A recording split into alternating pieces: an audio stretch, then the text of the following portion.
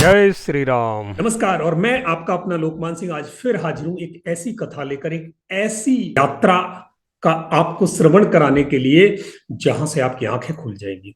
ये जो राम मंदिर आज हम अपने आसपास चारों ओर देश और पूरी दुनिया में इसकी छवियां देख रहे हैं और चारों तरफ हर्षोल्लास बिखरा हुआ है, ऐसा ये हमारे जीवन में पहली बार है। तो हम अपने आप को धन्य मानते हैं कि हमने दुनिया में ऐसे दौर भी देखे। हम ये धन्य मानते हैं कि दुनिया में बड़ा विकास हमारी पीढ़ी ने देखा है और ये देखना भी हमारे ही हिस्से में था, इसलिए हम अपनी पीठ थपथपाते हैं। और मैं आपको लेके चलता हूं इस पूरे के पूरे दौर में। हमें बहुत सारे टीवी सीरियल, फिल्म और वेद ग्रंथ, दुनिया के ऐसे उल्लेख हमें मिले, दिखाए गए, समझाए गए कि राम के जीवन में क्या क्या था। मर्यादा पुरुषोत्तम राम का पूरा जीवन चरित्र, पूरा जीवन काल हमने कई बार देखा है, सुना है, पढ़ा है, पर श्री राम के जल समाधि लेने के बाद उस अयोध्या के साथ क्या हुआ, वक्त के थपेड़ों ने कैसे कैसे इस अयोध्या नगरी को हिलाया, गिराया, झिंझोड़ा, तोड़ा, और फिर ये नगरी अपने आप कैसे उठी, उठती गई, फिर गिरी, फिर उठी। ये लड़खड़ाती यात्रा आज मैं अयोध्या की आपको सुनाने जा रहा हूं। सुनिए। सबसे पहले जब भगवान श्री राम ने जल समाधि ली, जल समाधि लेने के बाद अयोध्या की चमक फीकी पड़ी और अयोध्या उजड़नी शुरू हुई, तो भगवान राम की इस धरती पर उनके पुत्र कुश, जी हां, लव और कुश दो पुत्र थे, उनके पुत्र कुश ने एक बार फिर राजधानी अयोध्या को फिर से चमकाया और उसका पुनर्निर्माण किया। इस निर्माण के बाद फिर सूर्यवंश की करीब 45 पीढ़ियों ने राज्य किया और उसके आखिरी जो राजा थे उनका नाम था महाराजा बृहद्दल। और जब आखिरी जो राजा महाराजा बृहद्दल थे उस समय अयोध्या खूब चमकी। और उस कौशल राज बृहद्दल की मृत्यु महाभारत के जमाने में युद्ध में अभिमन्यु के हाथों हुई थी। देखा, रामायण और महाभारत का कहां समावेश होता है कि श्री राम के वंशज कौशल राज बृहद्दल की मृत्यु आकर, महाभारत के काल में आकर, कौरवों और पांडवों के उस काल में पांडव पुत्र अभिमन्यु के हाथों उनकी मृत्यु हुई थी। उसके बाद फिर अयोध्या उजड़नी शुरू हुई और उसको फिर कोई उद्धार करने वाला निकट भविष्य में नहीं मिला। बहुत समय बीत जाने के बाद एक बार ऐसा उल्लेख मिलता है कि उज्जैन के सम्राट विक्रमादित्य, हाँ जी, उज्जैन के सम्राट विक्रमादित्य ने इसकी सुध ली। और सुध भी कैसे ली, वो भी एक इत्तेफाक था कि वो एक बार आखेट के लिए, यानी वो शिकार के लिए आए हुए थे और शिकार खेलते खेलते वो अयोध्या के वनों में पहुंच गए। अयोध्या में पहुंचे तो सरयू के किनारे उन्होंने एक आम के वृक्ष के नीचे विश्राम किया। और विश्राम किया तो वहां घना जंगल था, कोई बसावट नहीं थी। इस भूमि में उन्हें कुछ चमत्कार दिखाई दिया, उन्हें कुछ पॉजिटिव वाइब्स मिली और उन पॉजिटिव वाइब्स में वहां उन्होंने आसपास पता किया तो वहां कुछ योगी और संत पुरुष वहां साधना में तल्लीन थे सरयू किनारे। और उनसे पता किया और उन्होंने बताया कि यहाँ ये वो स्थान है जहां भगवान श्री राम, मर्यादा पुरुषोत्तम राम का जन्म हुआ था। और फिर क्या था, एक बार फिर अयोध्या के दिन चमके। सम्राट विक्रमादित्य ने अयोध्या में बहुत सारे सरोवर, कूप, महल आदि बनवाए और यहां उस जन्मभूमि पर 84 स्तंभ यानी खंभों वाला एक महल निर्माण करवाया। और इस महल की जो भव्यता थी वो देखने लायक थी। और वहां राम की मूर्ति को पुनः स्थापित किया गया। उसके बाद फिर ये उसी अवस्था में रहा, लोग उसकी पूजा करने लगे, वहां के स्थानीय निवासी वहां फिर उसकी पूजा करने लगे। और एक बार फिर तीसरी बात, विक्रमादित्य के बाद जो दूसरे आसपास के शासक थे उन्होंने इसको तवज्जो दी और उसकी देखरेख की। उन्हीं में से एक राजा थे सुंग वंश के और उनका नाम था पुण्यमित्र सुंग। उन्होंने इस मंदिर का फिर से रिनोवेशन कराया और उस पर एक शिलालेख मिलता है कि जिसमें ये कहा गया है कि वहां महाराजा पुण्यमित्र सुंग ने 2 अश्वमेध यज्ञ करवाए थे। उसके बाद गुप्त वंशों का राज्य शुरू हुआ, यानी गुप्त राजाओं का वंश शुरू हुआ और उनके साम्राज्य में ये स्थान आया तो गुप्त वंशीय एक महाराज थे, चंद्रगुप्त द्वितीय, उन्होंने अयोध्या को अपनी राजधानी बनाया।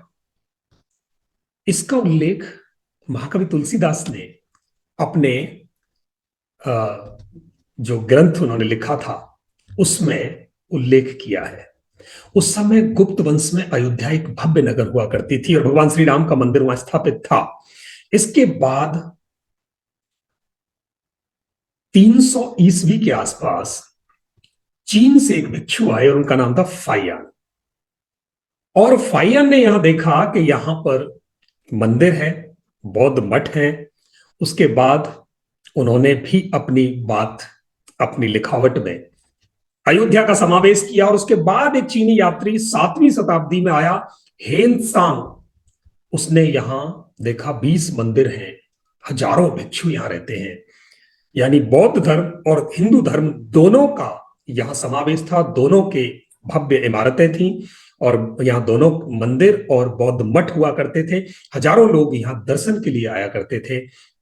उसके बाद एक राजा, भारतीय राजा जिनका नाम था जयचंद। जयचंद ने क्या किया, वो 11वीं सदी की बात है और 11वीं सदी में वो कन्नौज के राजा थे।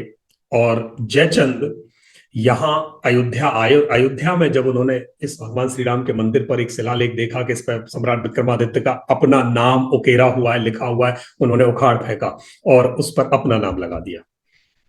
और जयचंद जैसे कर्म वैसा फल, पानीपत के युद्ध में जयचंद मारे गए और फिर शुरुआत हुई मुस्लिम आक्रांताओं की।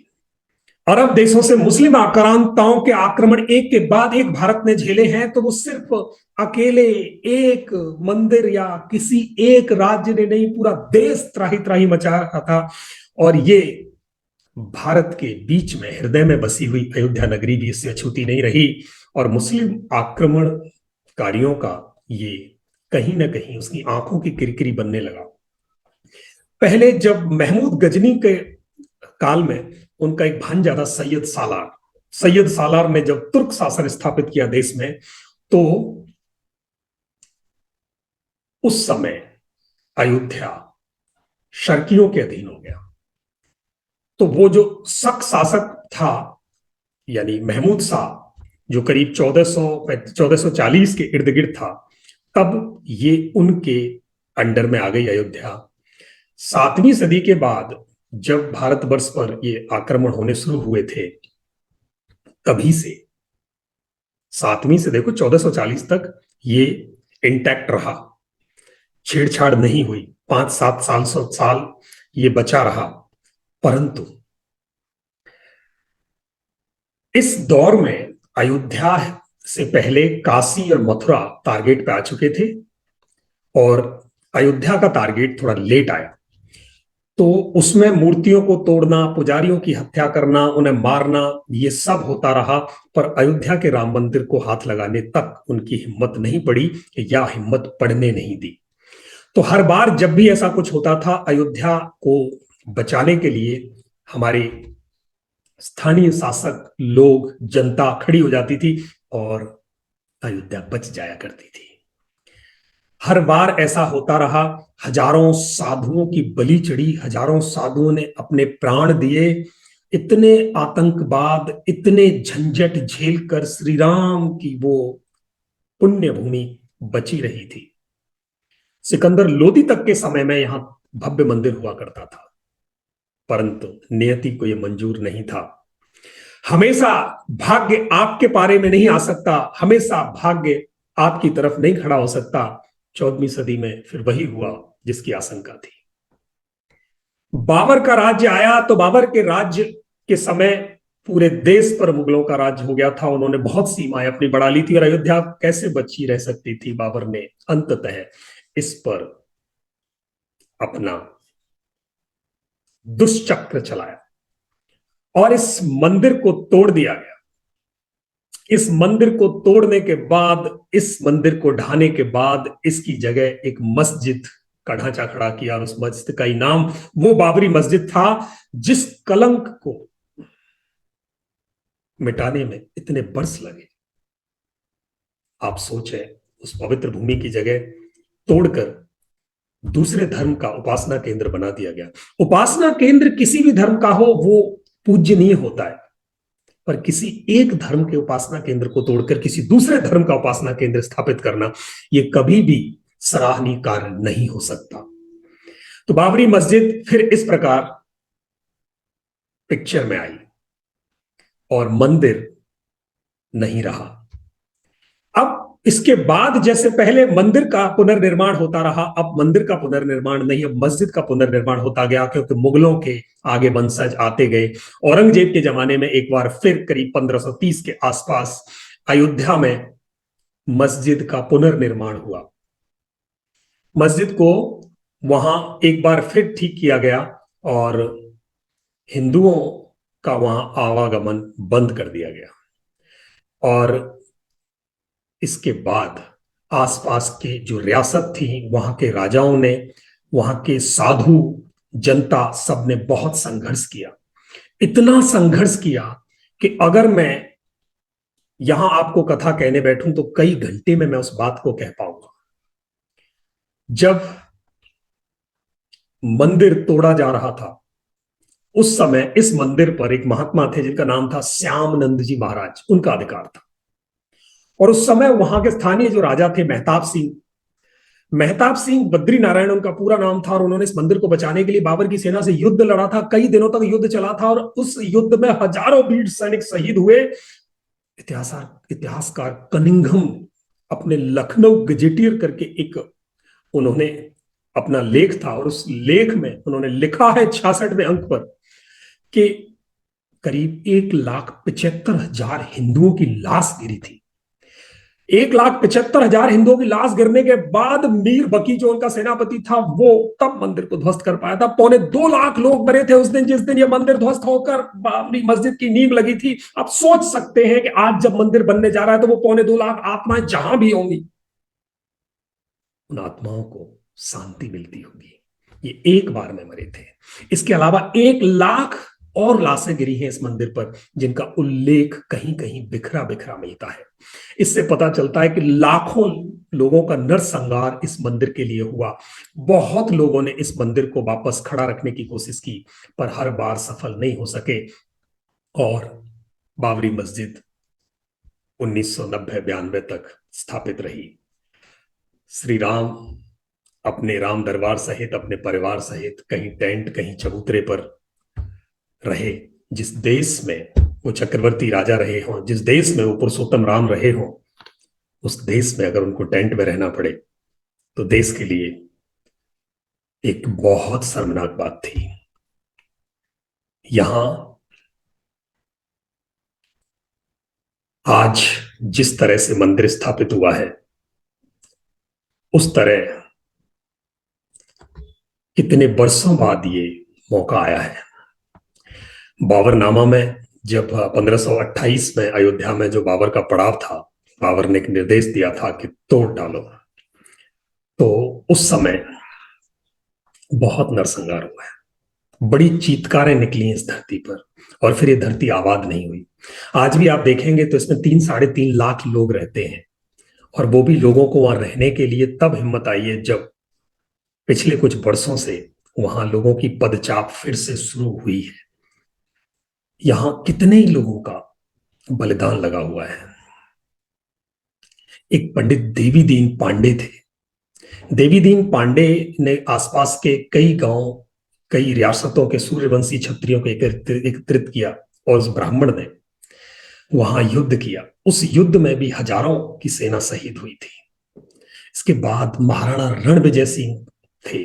पांडे जी जब वीरगति को प्राप्त हो गए तो वहां एक स्थानीय शासक होते थे, हंसवर नाम की रियासत होती थी उनके, और महाराणा रणविजय सिंह उनका नाम था। उनके साथ हजारों लोग वीरगति को प्राप्त हुए। उसके बाद उनकी रानी थी जयराज कुमारी, और एक स्वामी महेश्वरानंद जी थे। उन्होंने बीड़ा उठाया और 3,000 नारियों ने जन्मभूमि पर हमला बोला, और उन 3,000 शेरनियों ने छापेमार युद्ध किया। वहां स्वामी महेश्वरानंद जी ने सन्यासियों की सेना बनाई, है ना। देखो कमाल की बात है, महिलाओं ने भी पीछा नहीं छोड़ा, साधु संतों ने भी अपने बढ़ चढ़कर हिस्सा लिया और इस धर्म युद्ध में हंस के उन्होंने अपनी जान की बाजी लगा दी। वो सब शहीद हो गए। ये शहीद होने के बाद अकबर के काल में, ध्यान देना, अकबर के काल में बीरबल और टोडरमल ने सिफारिश की थी और फिर एक टाट से एक चबूतरा बना और 3 फुट के मंदिर का एक निर्माण हुआ। इसमें पहला ऐसा मुगल शासक अकबर था जो बीरबल और टोडरमल के कहने पर उन्होंने एक कूटनीति, बस भले कूटनीति थी, पर मंदिर को वहां एक सूक्ष्म सा स्वरूप फिर मिला और जन्मभूमि में अकबर के जमाने में रक्त नहीं बहा।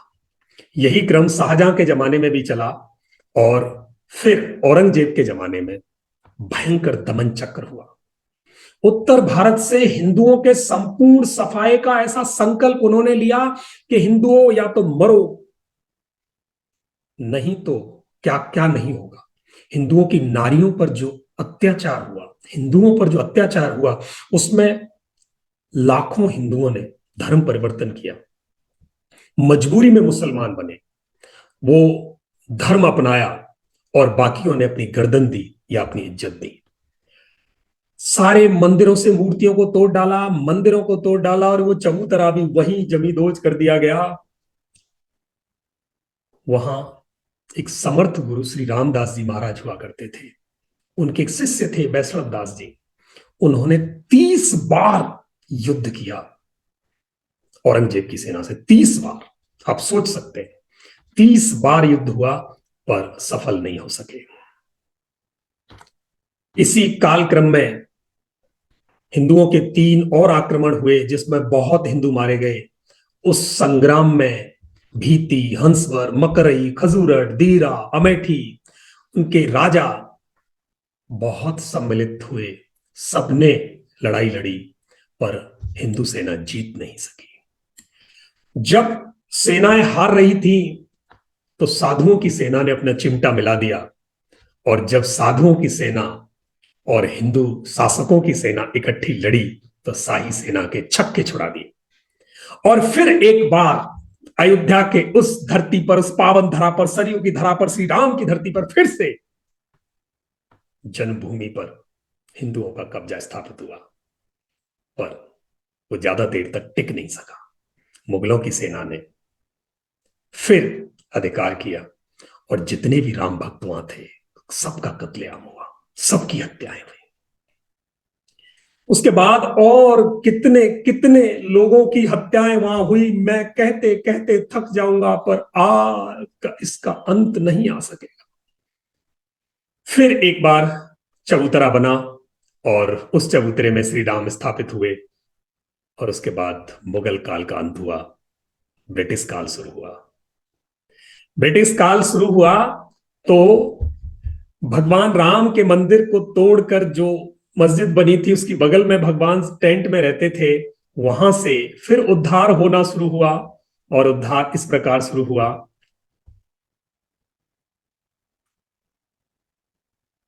कि 1859 में ब्रिटिश शासकों ने हिंदुओं को वहां पूजा करने की परमिशन दे दी। कब? 1859 में। ये एक अच्छा संकेत था।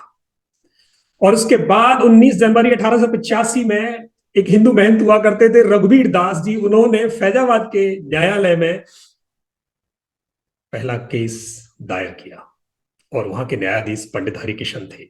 उनके समक्ष ये कहा गया कि इस मस्जिद की जगह मंदिर बनना चाहिए क्योंकि ये प्रभु श्री राम का स्थान है।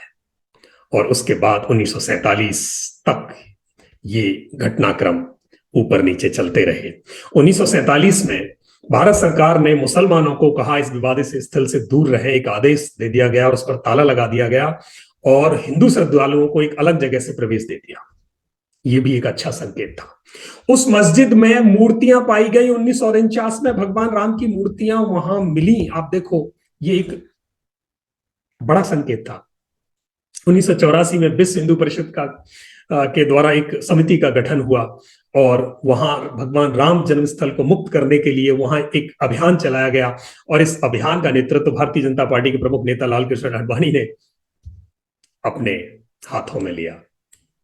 और उसके बाद 86 में जिला मजिस्ट्रेट के सामने हिंदुओं को प्रार्थना करने के लिए एक विवादित मस्जिद के दरवाजे से ताला खोलने का आदेश मिला और वहां बाबरी मस्जिद संघर्ष समिति का गठन हुआ, एक एक्शन कमेटी बनी, मंदिर आंदोलन तेज हुआ।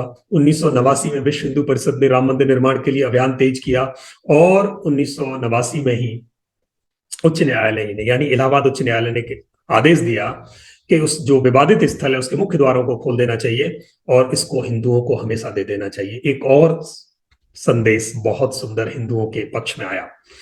मुलायम सिंह जी जब 1990 में मुख्यमंत्री थे, वहां कार सेवक यात्रा हुई और विवादित ढांचे पर एक ध्वज फहरा दिया गया। अनेकों बाधाओं को पार कर कार सेवक वहां पहुंचे और 2 नवंबर के उस काले दिन को मुलायम सिंह यादव मुख्यमंत्री थे, उन्होंने कार सेवकों पर गोली चलाने का आदेश दिया और सैकड़ों राम भक्तों ने अपनी जीवन झोंक दिया। सरयू का तट राम भक्तों की लाशों से पट गया था और इस भयानक हत्याकांड के बाद अप्रैल 2091 को मुख्यमंत्री को इस्तीफा देना पड़ा। कोठारी बंधुओं का बलिदान उसमें इतना अहम था कि वो खूब चर्चा में रहा। और फिर आया 6 दिसंबर 1992 का वो दिन जिसे हम सब याद करते हैं। कार सेवक बाबरी मस्जिद पर चढ़ गए और बाबरी मस्जिद को ढा दिया। बहुत नेताओं की उसमें भूमिका थी और उसमें सबसे बड़ी जो भूमिका रही वो भाजपा नेता लाल कृष्ण आडवाणी और यूपी के मुख्यमंत्री कल्याण सिंह जी, मुरली मनोहर जोशी जी। कल्याण सिंह जी ने गोली नहीं चलवाने का प्रण लिया और उन्होंने पुलिस के हाथ को रोक के रखा और इस तरह बाबरी मस्जिद ध्वस्त हुई। और उसके बाद फिर श्री राम मंदिर का वहां से केस न्यायालय में गया। फिर गुजरात से आए माननीय प्रधानमंत्री जो आजकल हैं नरेंद्र मोदी जी, उन्होंने एक प्रण लिया था जब वो अयोध्या गए थे कि मैं अयोध्या तब आऊंगा जब अयोध्या में मंदिर बनेगा। तो उन्होंने अपने संकल्प को साकार करने के लिए माहौल बनाना शुरू किया। न्यायालय में इसकी सुनवाई की गति तेज हुई और आखिर ये निर्णय हुआ कि वहां राम मंदिर बनना चाहिए। सर्वसम्मति से बिना किसी सांप्रदायिक झगड़े झंझट के राम मंदिर का निर्माण हुआ और अब 22 जनवरी को दुनिया, सरयू, अयोध्या साक्षी है कि भव्य राम मंदिर एक बार फिर इस प्रकार खड़ा हुआ है कि शायद अब इस राम मंदिर को टूटने की, अब इसको कहीं गिरने की, धूमिल होने की आवश्यकता नहीं पड़ेगी। मेरी शुभकामनाएं हैं और मैं होता कौन हूं शुभकामनाएं देने वाला। भगवान श्री राम की कृपा है, आज फिर से बरसी है। आज वो भव्यता अयोध्या में लौटी है और दुनिया उस भव्यता को देख रही है। साक्षी बन रहा है समय, कालक्रम ऐसा साक्षी है। पूरे देश में आज चलते हुए बसों में बच्चे भगवान राम के गीत गा रहे हैं। विद्यालय और कॉलेजों के स्टेज पर भगवान राम के गीत गाए जा रहे हैं। आज फिल्मी गीतों को छोड़कर ऐसी आध्यात्मिकता का माहौल देश में बना है। देश और विदेश, मैंने परसों एक न्यूज़पेपर में पढ़ा था कि ब्रिटिश की पार्लियामेंट में जय श्री राम के नारे गूंज रहे हैं। ये एक अच्छी शुरुआत है। इसमें कहीं भी किसी अन्य धर्म को नीचा करने की या उसे कम आंकने की कोई ऐसी संभावना या प्रयास नहीं है, बल्कि एक जो चीज जैसी थी उसे वैसे ही यथावत करने के लिए, एक स्टेटस क्यू लाने के लिए, जहां मंदिर था वहां मंदिर स्थापित हुआ है। उपासना स्थल किसी भी धर्म का हो उसे वैसे ही रहने दें। आप अपने अपने उपासना स्थल पर अपनी उपासनाएं करें। हम बहु धर्म वाले देश में रहते हैं जहां सबको स्वतंत्रता है अपने अपने धर्म के अनुसार उपासना करने की। पर जो माहौल आज बना है, जिस तरह से हिंदुत्व में आज चमक दिखाई दी है, जिस तरह से जोश जनमानस में दिखाई दिया है, ये अविस्मरणीय है, अद्वितीय है। ऐसा पहले नहीं देखा गया। और धन्य है वो पीढ़ी जिसके सामने ये सब प्रस्तुत हुआ है। जय श्री राम। मैं समझता हूं आज की ये यात्रा आपको सुखद और अच्छी लगी होगी। रोंगटे खड़े कर देने वाली यात्रा, जिसमें लाखों लोगों के नरसंहार के बाद आज ये चमक अयोध्या को मिली है। हे अयोध्या के वासियों, हे भारतवासियों, इस चमक को ऐसे ही बरकरार रखना। धन्यवाद।